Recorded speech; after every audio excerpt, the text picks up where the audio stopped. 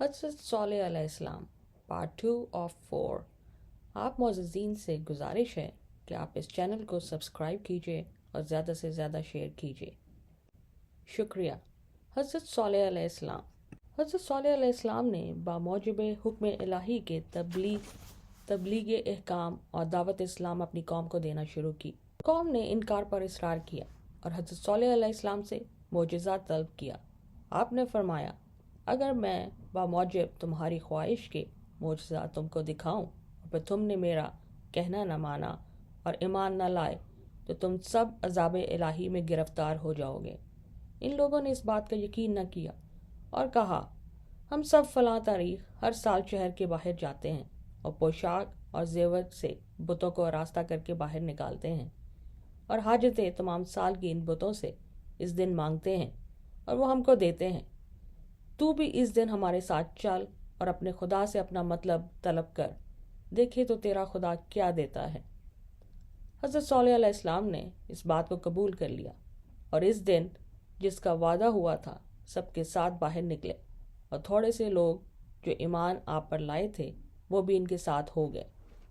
اور جب عیدگاہ پر پہنچے تو دیکھا کہ بتوں کو نہایت زیب و زینت سے آراستہ کر کے اپنے سامنے تختوں پر بٹھایا ہے، اور نہایت ادب سے سب قوم ان کے سامنے کھڑی ہوئی اپنی حاجتیں مانگ رہی ہیں۔ حضرت صالح علیہ السلام نے فرمایا، تم اپنے بتوں سے کوئی انوکھی چیز مانگو تاکہ ہم بھی تو دیکھیں کہ یہ تمہارے بت کیسی قدرت رکھتے ہیں۔ ان لوگوں نے کہا، اچھا۔ پھر ان بتوں سے ایک چیز انوکھی مانگنی شروع کی اور نالہ و فریاد اور عاجزی و چاپلوسی حد سے زیادہ کی، لیکن سوائے محنت بے فائدہ کے کچھ بھی حاصل نہ ہوا۔ آخر عاجز آ کر بیٹھ گئے۔ تب حضرت صالح علیہ السلام نے فرمایا، اب جو تم کہو میں بھی اپنے اس مالک الملک اور قادر علی الاطلاق کے سامنے ہاتھ پھیلا کر مانگوں اور اس کی قدرت کو بھی دیکھوں کہ کیسے اپنے بندہ خاص کی فریاد رسی کو پہنچتا ہے اور جو مانگوں سو دیتا ہے۔ جندہ بن عمرو نے ان کا سردار دوسروں سے کہا، ان سے ایسی چیز طلب کرنی چاہیے کہ عقل کے نزدیک محال ہو، تاکہ ان سے لائی نہ جا سکے اور ہمارے بتوں کی بھی عزت و آبرو باقی رہ جائے، ورنہ ہم خفیف اور ذلیل ہو جائیں گے۔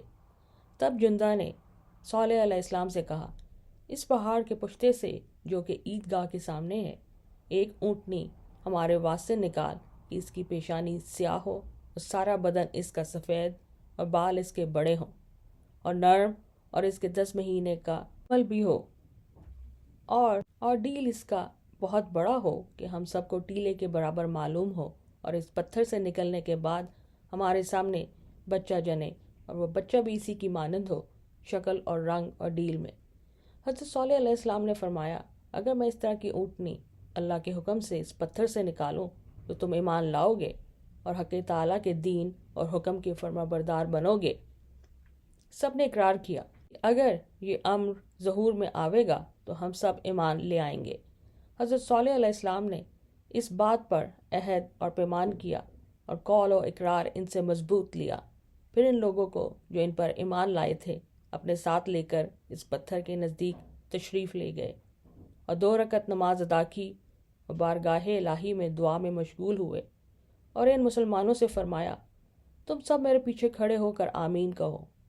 اس قوم سمود کے سردار بما فوج اور لشکر گرد ان کو گھیر کر کھڑے ہوئے اور تماشا دیکھنے لگے کہ آخر کیا ہوتا ہے۔